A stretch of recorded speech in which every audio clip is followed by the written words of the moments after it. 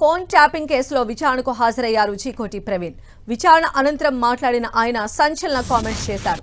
తాను ఊహించిన దానికంటే ఎక్కువగానే ఫోన్ ట్యాపింగ్లు జరిగాయని అన్నారు. బీఆర్ఎస్ ఎమ్మెల్యేలతో పాటు వారి పని మనుషులవి కూడా ఫోన్లు ట్యాప్ అయ్యాయన్నారు. ఇదంతా కేసీఆర్ కేటీఆర్ఏ చేయించారంటూ సంచలన ఆరోపణలు చేశారు చీకోటి ప్రవీణ్. రాధాకిషన్ రావు ఆస్తులపై విచారణ చేయాలంటూ డిమాండ్ చేశారు. అలాగే ఫోన్ ట్యాపింగ్ కేసును కాంగ్రెస్ ప్రభుత్వం ట్రాన్స్పరెంట్ గా చేయాలని కోరారు చీకోటి ప్రవీణ్.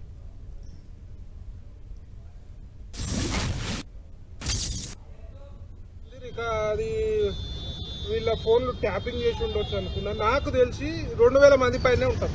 ఇలా బీఆర్ఎస్ వాళ్ళు సిగ్గుపడాలి.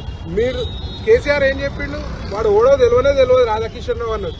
అసలు జియో తీసుకొచ్చిందే నీ గవర్నమెంట్ కేసీఆర్. నువ్వు సిగ్గు లేకుండా తెలియదు అనుకున్నావు. ఇవాళ పోలీసు వ్యవస్థని టోటల్ గా మిస్యూజ్ చేసిన ఘనత ఇలా బీఆర్ఎస్ ఉన్నది. ఇవాళ ప్రజలు ఏ రకంగా మిమ్మల్ని నమ్మే పరిస్థితి లేరు. సిగ్గు లేకుండా గవర్నమెంట్ లో ఇంకా గ్రౌండ్ లెవెల్ తిరుగుకుంటా మమ్మల్ని నమ్మండి, బీజేపీని నమ్మొద్దు, కాంగ్రెస్ నమ్మొద్దు అని చెప్పే పరిస్థితి ఇవాళ ఇంత నీచమైన రాజకీయము ప్రపంచంలో ఎవరు చేయరు. ఆ ఘనత మొత్తము బీఆర్ఎస్ కే. 110% ఇవాళ టోటల్ గా ట్యాపింగ్ చేశారు. ముఖ్యంగా రాధాకిషన్ రావు ఆస్తులపై విచారణ జరిపించాలని చెప్పి నేను ఈ గవర్నమెంట్ కాంగ్రెస్ ను కోరుతున్నా. ఎట్లాంటి మీరు ప్యాకేజీలకు అమ్ముడు పోకుండా ట్రాన్స్పరెన్సీ తోటి ప్రజల గురించి, ప్రజల విశ్వాసం గురించి మీరు ఈ విచారణ పరిపూర్ణంగా చేయాలి.